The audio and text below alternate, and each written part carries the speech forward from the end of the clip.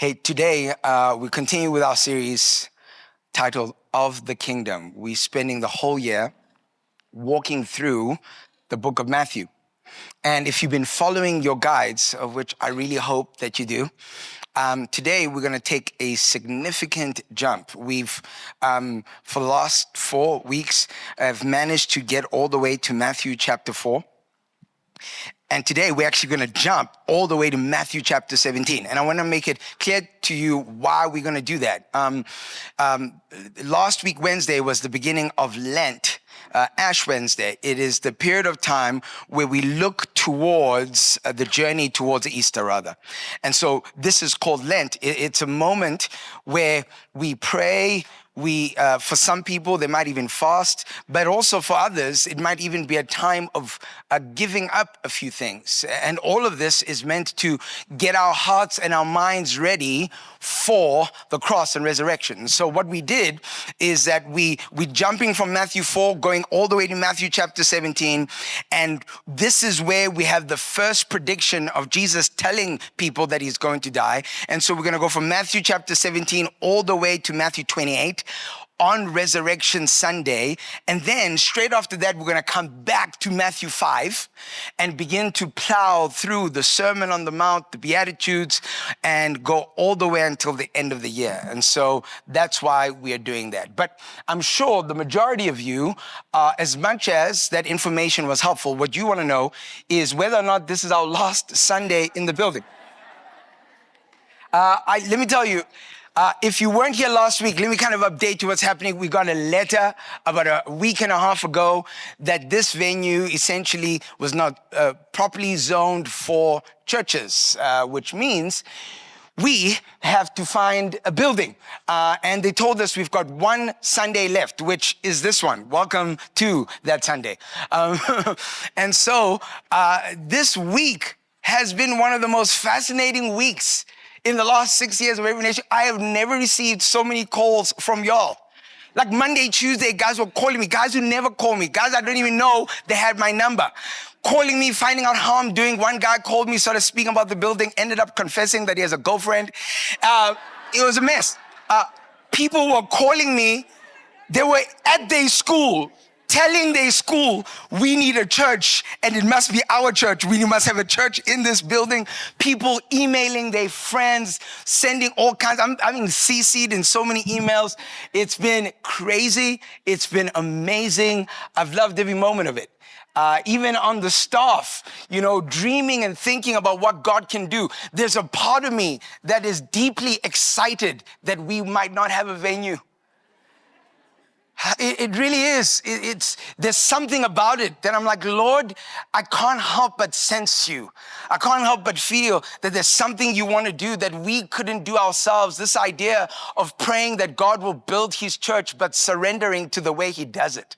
And so it's been a phenomenal week and a crazy, crazy time. But without further ado, we got word on Friday, just one little SMS that said we got 1 month extension to be in this venue. So that's great. That is good news. And so those who are only hearing the news now, you'll be all right. Those who heard the news last week, I'm sure you are happy and celebrating a bit. But the way you just celebrated now is kind of why I want to talk about this sermon. Like check out that celebration, right? It's an excitement that we've got at least another month. Yeah, for some people, it's a bit of a challenge because it's just another month.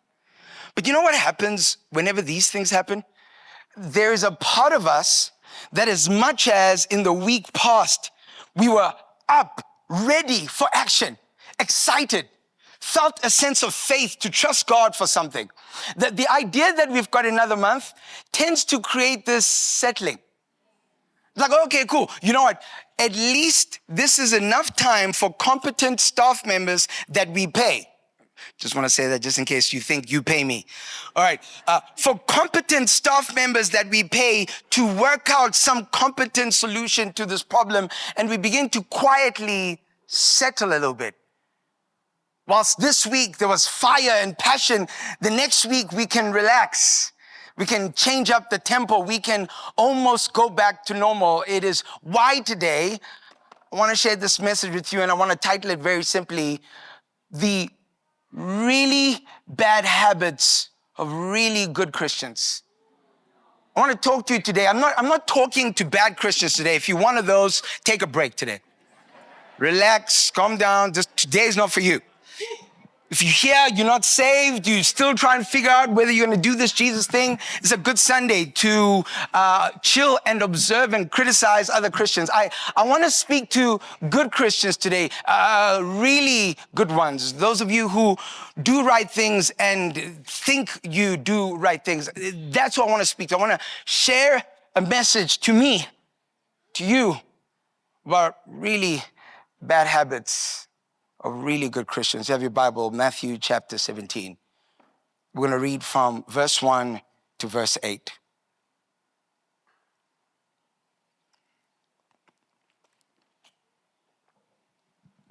Of the 6 days, Jesus took Peter, James, and his brother John and led them up a high mountain by themselves. He was transfigured in front of them, and his face shone like the sun. His clothes became as white as the light. Suddenly, Moses and Elijah appeared to them, talking with him. Then Peter said to Jesus, Lord, I think it's good for us to be here. If you want, I will set up 3 shelters here, one for you, one for Mo, and one for Elijah. While he was still speaking, suddenly a bright cloud covered them, and a voice from the cloud said, now the last time we said this, you know what happened, but here we go. This is my beloved son with whom I am well pleased. Listen to him. When the disciples heard this, they fell face down and were terrified. Jesus came up, touched them, and said, get up, don't be afraid. And when they looked up, they saw no one except Jesus alone. This is the word of the Lord. About 7 days before this incident, Jesus is chilling with his disciples, and he has about 3 conversations with them. The first one, he begins to speak to his disciples about a group of very powerful, very famous, very wealthy, religious Jews called the Pharisees and the Sadducees. And here's what he says to them. He says, listen, I need you to be careful about the yeast or the leaven of the Pharisees and the Sadducees. The disciples hear what Jesus is saying, but they don't get what Jesus is saying. And so they look at each other and they begin to go, hey, didn't we bring bread or something? Why is Jesus saying that we're going to end up needing the bread of the Pharisees and the Sadducees? Jesus looks at them and he says, guys, why do you lack so much faith? About a chapter ago, which I don't think he said, but about a chapter ago, I created bread for thousands of people. Why do you lack faith? Why do you believe that what I'm talking about is that you are going to end up needing bread from the Pharisees and the Sadducees? He's like, no. Here's what I'm talking about. He said, yeast is like teachings. That whatever YouTube you imbibe, whatever person who stands behind a pulpit and teaches the word, it's like yeast to the dough of your soul. Be careful. Be careful of the yeast, the influence, the leaven of the Pharisees and Sadducees. That's what I'm talking about. And the disciples go, now we get it. My bad. Starts another conversation. And he looks at everybody and said, all right, disciples, who do people say I am out in the streets? And guys pipe out, hey, they say you John the Baptist. That's weird. And others put up their hands. No, they say you Elijah. Others even think you Jeremiah. And Jesus said, oh, hold on, but what do you think? Peter, front row of the class, puts up his hand. Jesus, listen, you're the Christ. You're the Messiah. You're the Son of the living God. Finally, Peter gets it. Okay, now watch what Jesus does in Matthew 16. Peter says this in front of all the disciples, And it's almost like Jesus is excited that they've got it. And he says, okay, listen, now that you know that I'm the Messiah, now that you know I'm the Son of the living God, let me tell you what needs to happen. Come in, draw closer. Here's what's going to happen. I am going to have to suffer and die. Peter grabs Jesus by the hand, pulls him to the side and goes, no, you can't say that to, because we've got a plan. You're supposed to be the king. You're going to reign. We're going to be part of your team. We're going to make sure that we take over the whole Roman Empire. Lord, you can't do this. Watch what Jesus says. Jesus looks at Peter and he says, get behind me, Satan. Okay? Get behind me, Satan. And then he says, you are a hindrance to me. Let me just put a comma right here. Here's what he's saying. There are people who have ill will toward you who will tempt you. But there are people who have good will toward you who will be a hindrance. The enemy tempts, but sometimes good folks, really good Christian folks, will be a hindrance to the will of God in your life. Here's what he says. You're a hindrance to me. Why? It's because in your mind, I wish I could pause and tell you about this. He says, because you're not thinking. I wish more of us as Christians would just think. Anyway, he says, because you're not thinking God's concerns, but human concerns. That there are well-meaning people who become a hindrance to your life and your purpose because they're thinking humanly. So, really good Christians like me have a really bad habit of placing ourselves at the center of our lives. Me. Maybe you don't do it, but I do. Watch, the disciples misunderstands Jesus' words because they're interpreting from they lack. They can't see bread, so the only way they can understand Jesus' message about yeast is to first look at their hands and go, but don't we have bread here? They're looking at themselves to understand his word. Peter gets the revelation of who the Messiah is, but when the Messiah tells him he must suffer, Peter can't accept it. Why? Because he has himself as the center of his own universe. It's a really bad habit that really good people do. And so we are told that after 6 days then, this Jesus takes Peter, James, and John. And let me just put a comma here. When is the last time you went to one of your friends and said, you know what you just did now is very Satan-like? Okay? In fact, forget very Satan-like. When's the last time you spoke to one of your friends and said, hey, Satana? Okay? And then 6 days later, you take that same friend and you bring them into the most sacred self-revelation of yourself. See, here's what I struggled with this text this week, is that I realized the reason I struggled with this idea that 6 days later, Jesus can still take Peter after Peter has been this kind of a hindrance to him, is that I don't really appreciate forgiveness. I genuinely believe I need to walk a few laps around the valley before I can be accepted into the mountain. I genuinely believe that. There's a part of me in repentance after I've sinned. There's a part of me that thinks I need to delay the act of joy. Because I need to fill out the consequences first of what I've done so that I can feel like I've earned the ability to laugh again. Here's the problem. That's because I don't fundamentally believe that when Jesus forgives, he forgives immediate and he forgives deeply. So deeply that he's still going to take me. Not all the disciples. He will still pick me out of all the 12 and take me to the highest place. How many of us, when we would have been invited by Jesus to go to the mountain place, would have said, not me. And somewhere in between our self-pity, we completely forget that it's a complete act of pride. Because you are still at the center of your life. He takes them up to the mountain and he transfigures in front of them. transfigures. The word in the Greek translates metamorphosis. It's this idea of transformation. But normally, sometimes this transformation happens from the outside to in. But for Jesus, it's happening from the inside out. But notice, Jesus is not changing into something he has never been. He is revealing what the flesh has covered all along. He is revealing what incarnation has placed on, has covered him as he came on. Philippians 2, that this God, he chose to not live out the prerogatives, the benefits of his divinity, but yet he was still divine. And so as he's in transfiguration, it's almost like Clark Kent going to the mountain with friends and going, Superman, then closing out. That's what he's doing.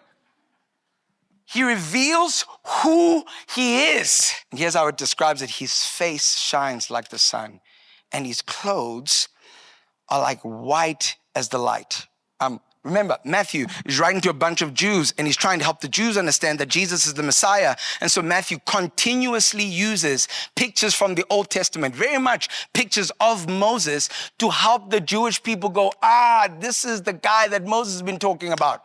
And so we know in the Old Testament, there's a guy by the name of Moses who went up a mountain, and on that mountain was with God for 40 days, 40 nights. And when he came down from the mountain, he didn't realize that he was shining until he finally got to the people, and the people looked at him and said, yo, so much Vaseline. What happened?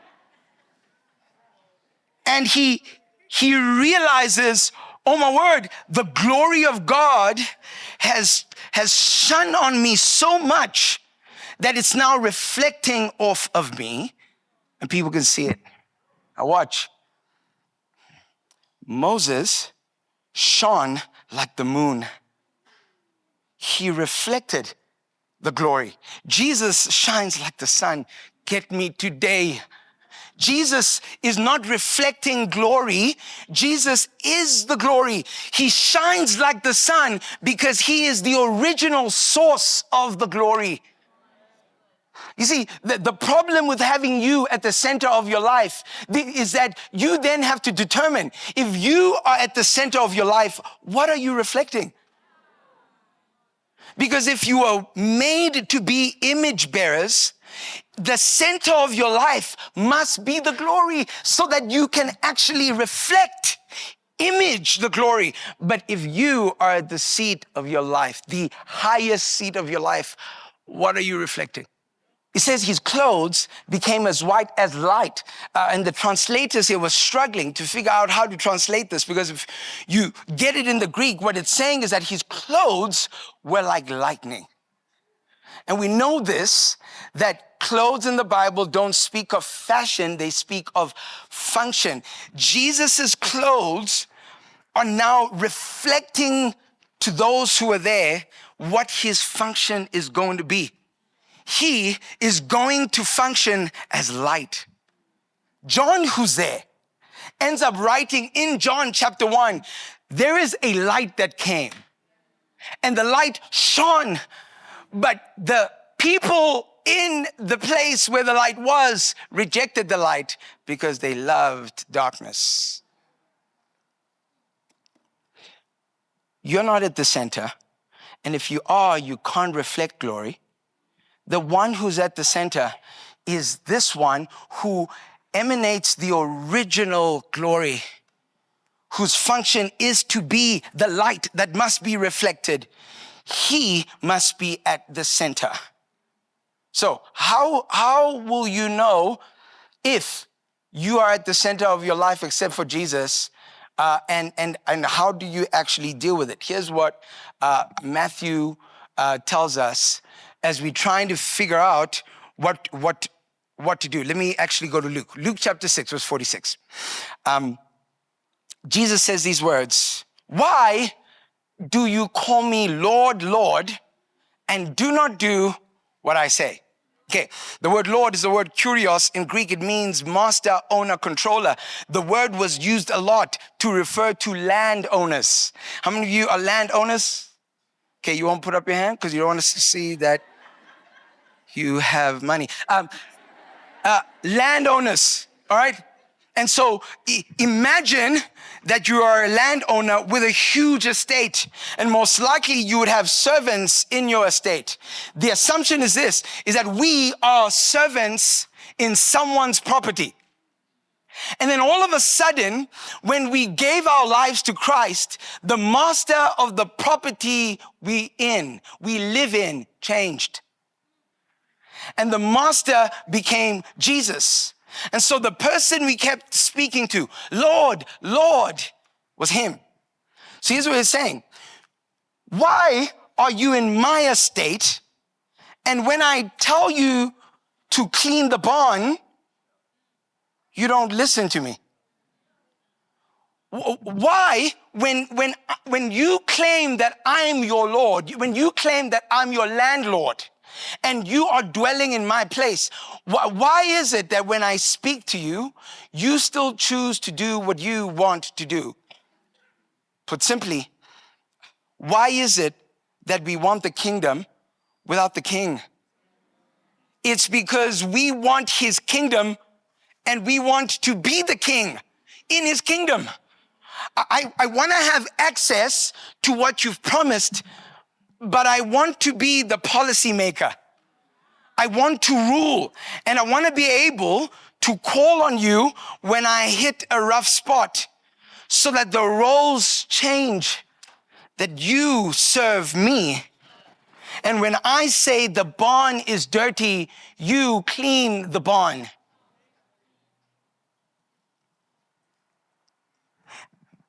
So in this text, notice, the way you know that you are the center of your life is that when the master tells you clean the barn, you refuse. And so the way you know that actually he is at the center of your life is that when the master tells you to do something, you do it. So watch, the way to determine your Lord is not by how you feel during worship. Like, it doesn't matter if you cried. Where's the band? It doesn't matter if you sang on key. It doesn't matter today that you cried. It doesn't matter today that you liked worship. That you somehow sensed, maybe because I'm emotional, I'm closer. No. Hear me today. The reality of what you do tomorrow when you have a choice between his will and yours, that's going to help you understand who your Lord is. Please cry. There's one crying right here. Look. And you know I'll be crying too. But guys, listen. I don't want to waste your time. It doesn't matter how many roses you place on the path of hell. It's still the path. It doesn't matter. It doesn't matter how many beautiful things you try and decorate the road with. It doesn't matter. Just make a choice to stop pretending and own, this is my Lord, so that you can actually repent. That's okay. The grace is so abundant. But if you reject grace out of pride because you're at the center of your life, you miss the whole point.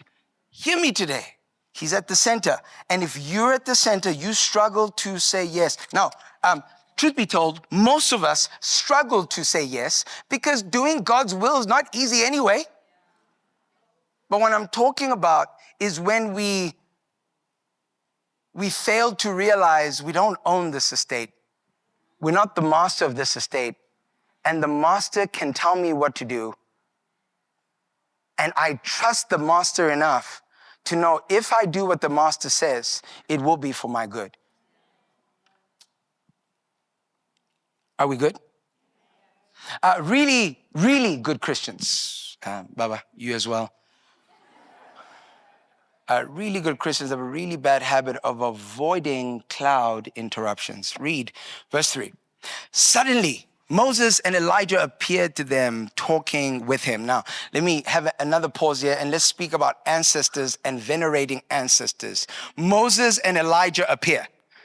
I know what you're thinking, particularly if you're a Black South African. Does this mean ancestors, particularly our great-great-great-great-great-great-great-grandmother who appears to us in a dream, especially when they appear to us in a dream and they buy like a river? You know. Because if they appear like in a dream and we are in town, it doesn't matter. But if they're close to any waterfall, river, the sea, that's when we go, I might have to go home and sacrifice a cow or something. All right? When your great-great-great-great-grandmother appears to you in a dream, does this scripture condone? What does this transfiguration moment mean? Because here's Moses, here's Elijah. Peter can see them. What do we do? All right, number one, Moses and Elijah are not talking to Peter.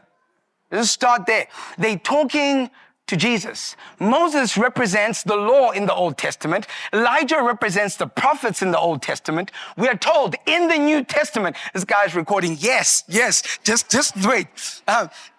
Moses represents the law. Elijah represents the prophets. And the New Testament tells us that the law and the prophets point to the Messiah. Okay. When your great-great-great-great-great-grandmother appears in your dream and they don't point you to Christ, go back to bed. If in the dream they are not telling you and confirming through whatever they're saying that Christ is the way. More to say about this. Let me continue and I'm going to come back to some of our answers. Then Peter said, Lord, listen, it's really good that we're here. I mean, we're your boys. 3 of us are here. We're here. Now listen, let me build some tents. 3 of them. 1 for you, 1 for Mo, 1 for Elijah. Okay? It's good. Now, notice, part of the error that Peter's making here, he's assuming by the building of 3 tents, equality of the 3. There's no equality between Elijah, Moses, and Jesus.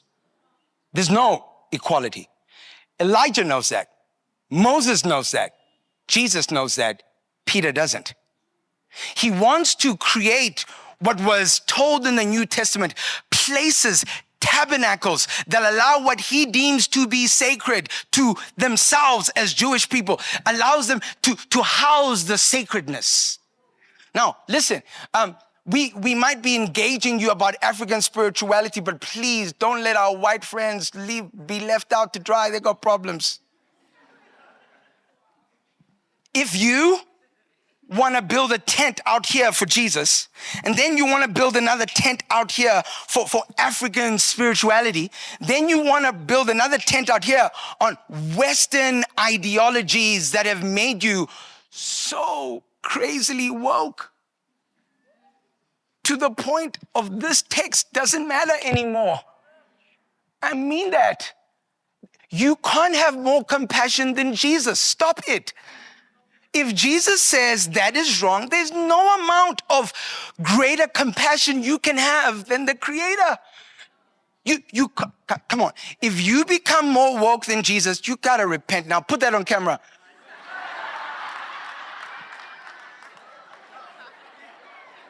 We always blame the conservatives for feeling like they have more truth than Jesus. When they take the land and steal this and do that and they call it all in the name of God. But we are all too scared to speak to our nice little liberals, of which the majority of you are. Come on now. You can't be more loving than Jesus. So why are you loving the things he's saying? Hold on now. Come on, you're in error. You're in error. I don't know why we think this thing called Christianity was never going to cost us. It's costly. There's no way around it. It means there are some things I hate that I need to learn to love, and some things I love that I need to learn to hate. Notice, there is never a person that must be hated. Your beautiful tent of Western ideologies that have been built out of Europeans' backyards distant years ago that have now inculcated our culture, even they fall flat. There is no singular culture that can stand to the kingdom. Every culture needs something. Every culture has something in it that must be condemned, that must be celebrated, and that must be redeemed. Every culture. I beg you, don't move with the crowd and the fear of a world that keeps telling you if you don't conform to what they love, they won't love you. This is what I don't understand with as much woke as we have, is that I can walk into environments that tell me all is welcome until I say I don't agree. And then all of a sudden, you don't love me? Come on, now you don't love like Jesus? Guys, the tents we build, they don't match up to Jesus. They just don't. Jesus is Lord. He's Lord.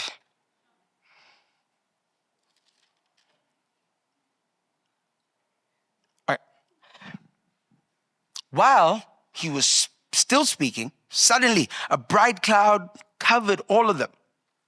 And a voice came from the cloud. This is my beloved son, with whom I am well pleased. Listen to him. Okay. Who is the Father telling you to listen to? He's not saying listen to Elijah. He's not saying listen to Moses. Because Moses and Elijah are both saying, listen to Christ anyway. What he is saying is, I need you as Peter, who thinks that they can interrupt the conversation that's happening here. I need you to pause and listen. Listen to Jesus. Listen to Jesus about your marriage. Listen to Jesus about your sex life. Listen to Jesus about your money. Listen to Jesus about your race issues. Listen to Jesus. Listen to Jesus. There are many things that sound like Jesus, but if it's not Jesus, listen to Jesus. Sometimes the news sounds like Jesus. Sometimes books sound like Jesus, but listen to Jesus. I'm a closer man. For me, what I just spoke about, like it's not a talk. My dad disowned me for this for 2-3 years. My wife didn't go home for at least 10 years after we got married. Why? Because they knew what I believe.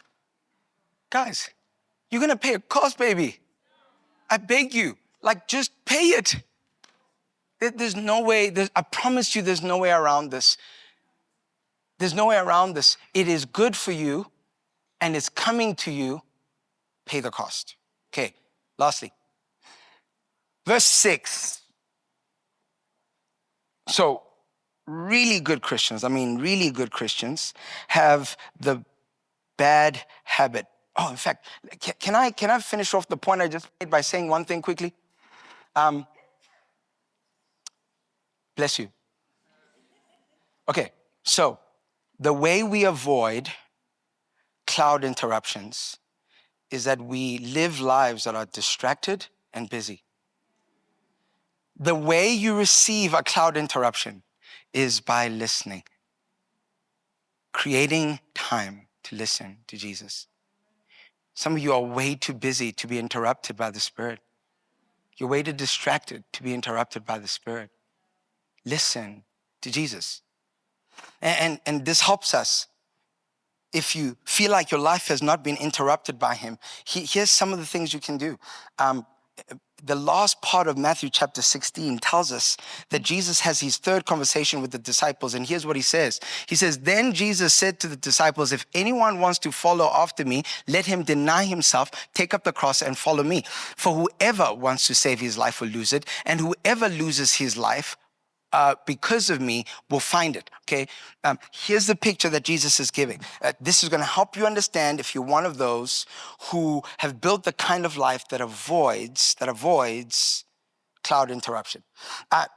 Jesus speaks using, again, Old Testament picture.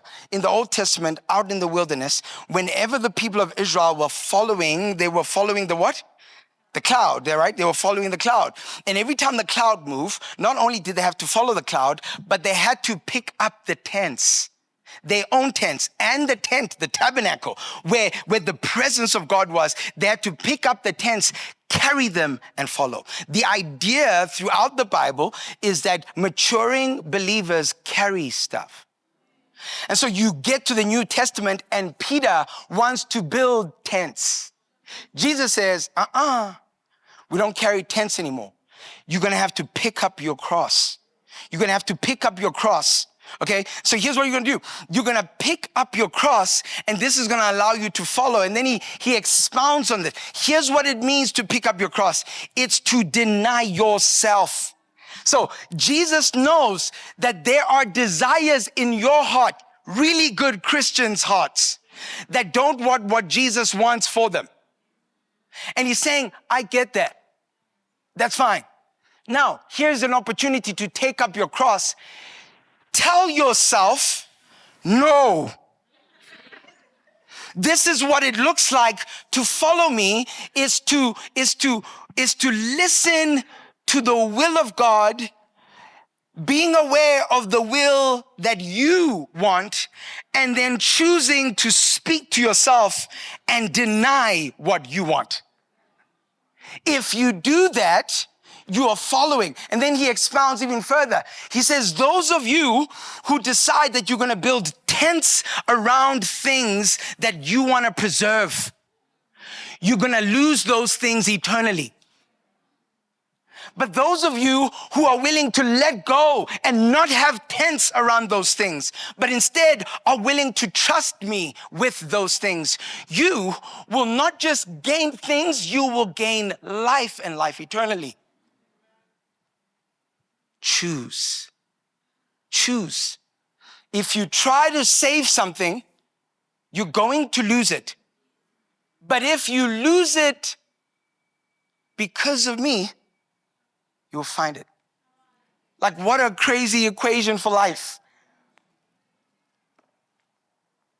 Okay, now we're ready for point three. Point three, really, really good Christians have a really bad habit of not seeing Jesus alone. Verse 6, when the disciples heard this, they fell face down and were terrified. Jesus came up, touched them, and said, get up, don't be afraid.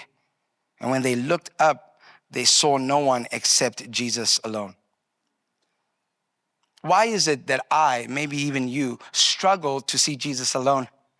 Why do we always see Jesus and career, Jesus and money, Jesus and wife or girlfriend, boyfriend, Jesus and whatever it is? Why are we constantly opening our eyes to Jesus and realities that we can't see him alone?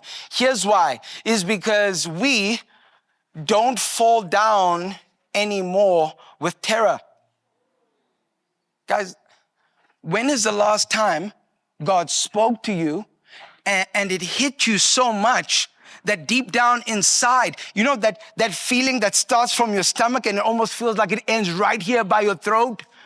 And you know that God has spoken to you. And there's a sense of awe, reverence, and even fear. We don't fall down anymore. We're not afraid of God anymore. I've been away this entire week, landed yesterday, ran straight here for the Saturday evening service out in Durban. I scratched the rental car. I'm so sad. And on my way to go and drop off this rental car, I was trying to think to myself, like, I know how I scratched it, which was absolutely dumb. But what if I told a different story? No, for real. Because this is going to cost me at least about 6,000 Rand. And I'm going to have to explain this to my wife. I don't want to have to explain this to my wife. So is there a way to get out of this? And here's what I realized. None of you are there.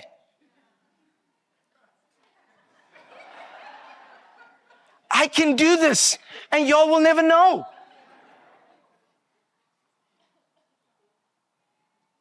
But God will know. And watch, it doesn't trouble me that he knows. My friends, that's what lacking the fear of God is. That's exactly what I'm talking to you about. That thing that you do alone, that you're going, for as long as I'm not exposed to other humans. But you know, God is right there with you in the room. He's right there with you in the company. He's right there with you by the phone side. But somehow, the way I view God allows me to go, I'll be okay. Because I don't know what it's like to fear him anymore. The fact that he's the only one that knows makes me more at peace. Can I give you another example? I'm going to tell you this story like I haven't told you already. Last week, about a week and a half ago, we get a mail from the people in this venue telling us you got 1 week to go. The whole week, people are praying. They, confessing scripture. They calling me like they've never called me before. They standing up. They want to fight against city of Joburg. They're doing all these things, right? Because they received a mail from a human being. Okay. The mail from the human being says, you've got just a last couple of days before you have to leave. Okay, good. God says to you, hey, you're in the last days. And we go, yeah, look, it's not too bad. Like, 1 day is like 1,000 years, and 1,000 years like 1 day. All right, you know what I'm going to do? I'm going to behave. I'm going to go to church a little bit. I'm going to figure it out. Watch. You are more terrified and anxious at a person you've never seen, human being, bleeding human being, who sends an email, and you stand up to attention and run to the hills. And God says, you're in the last days. And you go, you know what? I think the way to respond to this is just attend church every week. And then like quietly do everything the same. We're not afraid of God. I'm more afraid of you. If I say the wrong thing, you're going to leave. Oh, do you think that I'm going to say the wrong thing? But what if the thing I'm saying is in this text? Who do I fear? Come on now. Wait. We've still got another month. No one ever claps. So clap at the end of the month. That was so close. We nearly broke like 6 years of triumph of no clapping. Listen. Guys, we've taught ourselves a kind of theology that says God doesn't need to be feared because he's so loving. All right? So let's go to this very loving God, very nice Jesus, because we like the New Testament Jesus. Very nice. So hear what he says. Matthew 10. This is Jesus. Here's what he says. So have no fear. All right? We're starting off. This is a good part. So have no fear of them. He's about to send his disciples out to go proclaim, preach a gospel, share about who the Messiah is. So he says, don't be afraid, for nothing is covered that will not be revealed, or hidden that will not be made known. First of all, that should scare some of you. Jesus is the kind of Lord that when things get revealed, he's like, oh, I'm chilled. I got nothing to hide. That would worry me. What I tell you in the dark, say it in the light, and what you hear whispered, proclaim on the housetops. Next slide. And do not fear those who kill the body, but cannot kill the soul. Rather, this is Jesus speaking, rather fear, exactly the same word as the fear before. Rather fear him who can destroy both soul and body. Okay, throughout the scriptures, the way that the Bible teaches about fear is this. You will become fearless only if you fear the right thing. And you will become fearful if you fear the wrong thing. The Bible assumes that you must fear something. And whatever you fear will determine if you walk into life fearless or fearful. And in this text, he says, you fear those who can kill your body. Remember, a few weeks ago, we spoke about how the wrath of God, the judgment of God, especially in the Old Testament, is about God handing you over to the fullness of your desires without his presence. So watch what he's saying. He's saying, stop fearing those whom you might be handed over to kill your body because of the gospel. Rather fear the one who can hand you over to the fullness of your desires without his presence. Fear that one. Because that one has the kind of consequences that are eternal. Sure, go ahead and unlock the iPhone. Are you guys hearing what I'm saying? Do you fear God? Do you tremble at his word? When is the last time God spoke to you and you had to get down on your knees and say, Lord, I don't have words, but I know that what I'm feeling inside of me, what I'm recognizing in my life is that your presence, just like David said, Lord, whatever happens, don't let your presence leave me.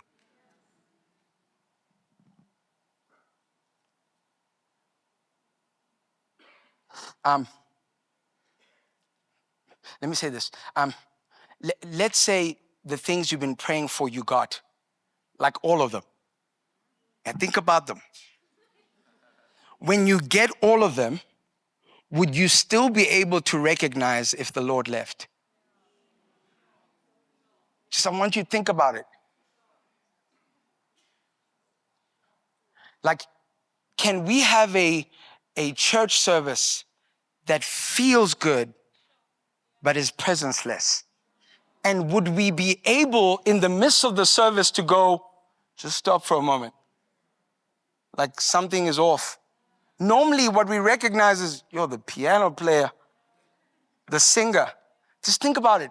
If the things you prayed for you got, would you be able to recognize in answered prayer when the presence leaves?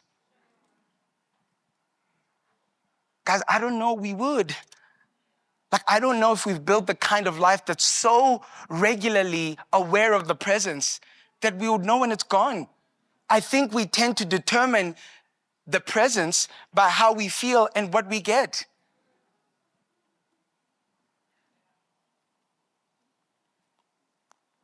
All right. So,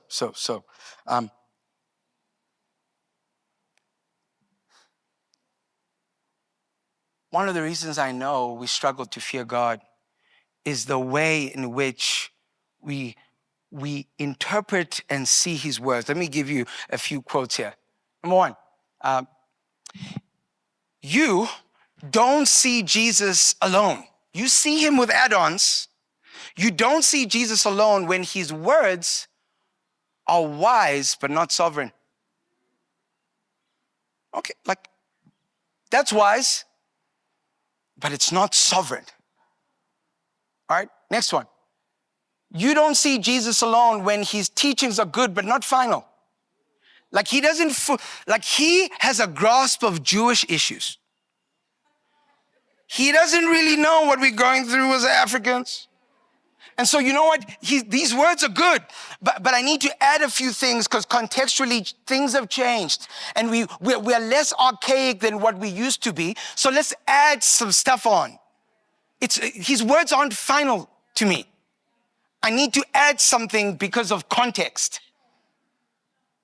Next one. His thoughts are higher, but they're not consequential. Yeah, I see you. Yeah, you think on a spectrum that's way different from me, but there's no consequence for me doing or not doing this thing. Next one. His ways are helpful, but they're not essential to my reality. Yeah, great. I read Matthew. This is great. But now tell me, how do I deal with the corporate stuff tomorrow? Because this book isn't going to help me to deal with my boss, with my work, and the kind of deals I need to make Mr. Warren. Hey, deal maker, this guy. Yo, which scriptures do you use to make deals? What's going on? Come on now, think about that. Do I really think this Bible can help me create a movie? Start a business? No, it's not essential to tomorrow, but it's helpful a little bit. It gives me a broad understanding of ancient literature and the heart and will of God. But come Monday, I need to put on my armor and trust myself. All right, let's land the plane. We're going to read verse 9 all the way to 13 as we end off here. Here's what it says. Matthew 17. As they were coming down the mountain, Jesus commanded them, don't tell anyone about the vision until the Son of Man is raised from the dead. So the disciples asked him, why then do the scribes say that Elijah must come first? Elijah is coming and will restore everything, he replied. But I tell you, Elijah has already come, and they didn't recognize him. On the contrary, they did whatever they pleased to him. In the same way, the Son of Man is going to suffer at their hands. Then the disciples understood that he had spoken to them about John the Baptist. Please tell me you recognize that something's off here. All right, so let's read again, verse 9. Verse 9.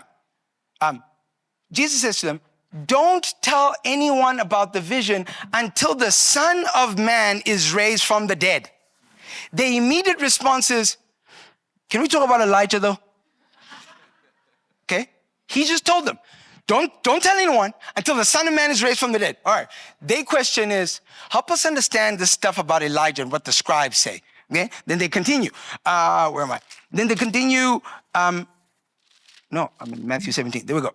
And then he says, wait, 13. There we go.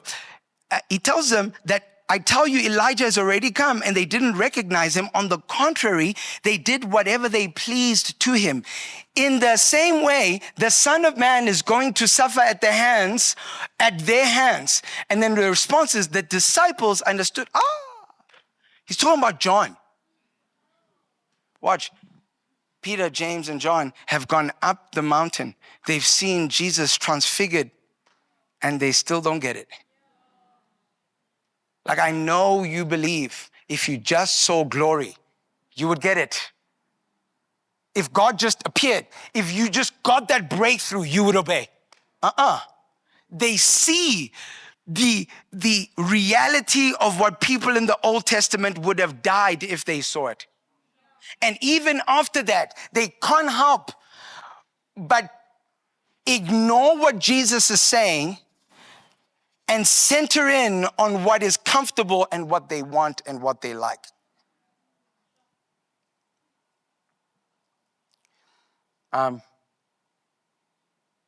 There's a guy named Sir Edmund Hillary. He used to scale all these mountains, and he had just scaled the Mount Everest. And when he came down, the reporter went to him and said, "Listen, why do you keep doing this thing? You know, why do you keep scaling these mountains?" And this is what he said. He says, "Because from up there, all the tangled lines you see below come together." Jesus takes them to the mountain so that when they look down, the entangled lines of life come together. Jesus allows you to come into experiences of glory so that you can make sense of the entangled lines in your daily life. That you don't live just in the current minute, in the current issue, but you have a perspective that is broader, that allows you to see even how this seemingly confusing thing in the midst of the journey makes sense, but from up there. How many of you have ever watched this TV series 24? Yeah. Come on. Guys, outside the Bible, 24 is the key. Now read this and then go watch Jack Bauer. 24. Okay, 24 is an amazing series. It's about this guy called Jack Bauer. Is like cop-like figure, former cop-like figure, and he's the man. I'm trying to find South African equivalent. But anyway, he's the man. And so around season 2, season 3, his sister or girlfriend has been taken by the bad guys, and he's trying to get back up to go to a place that he actually doesn't know. And then eventually only Jack Bauer knows where this place is. And the story, like it goes with most movies, Jack Bauer has to save Americans to save the whole world. And so there we go. So Jack Bauer's moving around. I need to save America. I need to save America. And so there he is, right? He goes in and he's about to get into this place. We know that there's like bad people everywhere. There's no way he can make it. Surely Jack Bauer's gonna die. You feel the tension in your soul. And then you quietly realize for a moment, wait, hold on. This is season 3. There are 7 seasons to this thing. He can't die at season 3. He can't die at season 3. And so all of a sudden, with all the craziness you are feeling in your soul, you kind of pause and just enjoy the rest of the movie because you know he can't die at season 3. Why? It's because those who have an eternal perspective deal better with the immediate crisis. That's the point he's trying to make. If you revere God on the mountain, you'll be able to trust him in the valley. But if you can't revere him in the mountain, you won't be able in the valley to navigate the constant things that are pressing up against your soul. You need the mountain experience. You need the moments where it's just you listening to God, hearing his word, falling face down out of fear, and he's the only one who can say to you, do not be afraid. You need moments where all these tents you've tried to build, you submit them to Christ. You need these moments so that you can have an eternal perspective about your Monday. This is what Jesus was trying to teach the guys. Next slide. He's trying to show them the difference between the mountain of transfiguration and the hill of Golgotha. Watch. Give me those that slide that has it. On the mountain, they saw glory, a radiant face, white lightning garments, bright cloud, a divine voice on this high mountain that we believe was Mount Hermon. Their understanding of this mountain is meant to help them for the hill of suffering, where Jesus' face is going to be disfigured. His garments are going to be bloody and stripped off of him. There will be no light but thick darkness throughout the city. There won't be divine voices. There will be mocking voices. And it won't be a mountain, it will be a hill shaped like a skull, Golgotha. Watch, because the disciples didn't get the mountain of glory, they ran in the hill of suffering. They scattered in the hill of suffering. Listen, the promotion you got this week is not for TikTok. Like, I mean it. Am I saying things nice today? No. Undertalk to me. Listen, guys. Yeah, let people celebrate with you. But pause in great moments. Just pause before you post, before you feel the need for other people to know. Like, pause and recognize what the mountain is teaching you. Because the hill's coming. I promise you it's coming. I'm not saying that because I want the hill to come. I'm saying that because every spiritual baptism needs a spiritual battle. I promise you. I promise you. And if you miss the point of the mountain, you will run on the hill. You will run when the hill comes. I've told the story many times. I hope you don't mind me sharing it again. My wife and I buried our 3rd child. We lost a child. We've got 3 kids now, but what are the ages? You know the ages of my kids? 14, 10, and 5. And that gap there was not because we were resting. There are things that happened that year all at the same time. We buried about 6 people, 5 to 6 people, all in a span of about a year and a half. It was terrible.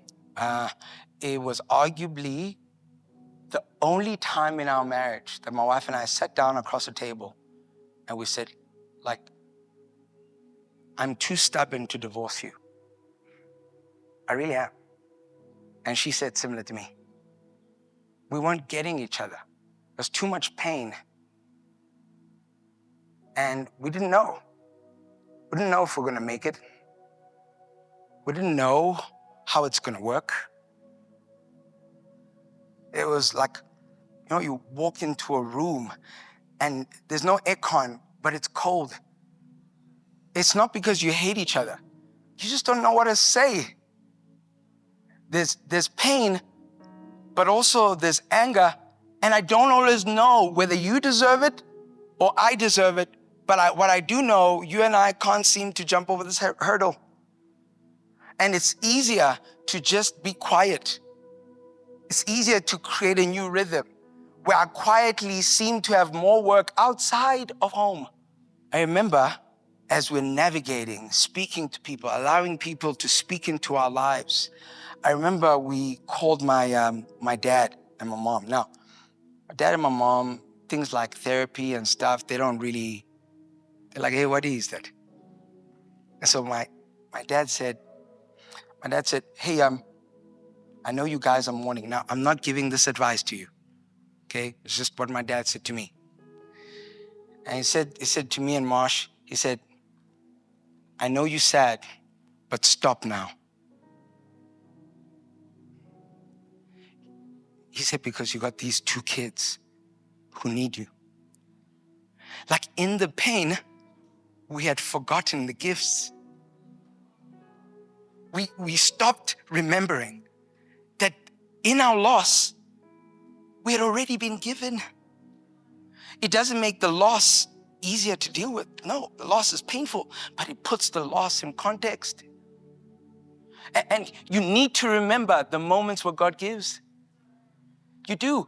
You must journal them. You must write them down. You must put them somewhere because it's going to give context to the moments where God takes. And it seems like you've lost or you're losing and you think God is not present. But if you just take a spanned look at your life, you would realize the gifts that prepared you for the loss. Is it easy? No. But it allows me to face suffering within the context of glory. We figured it out.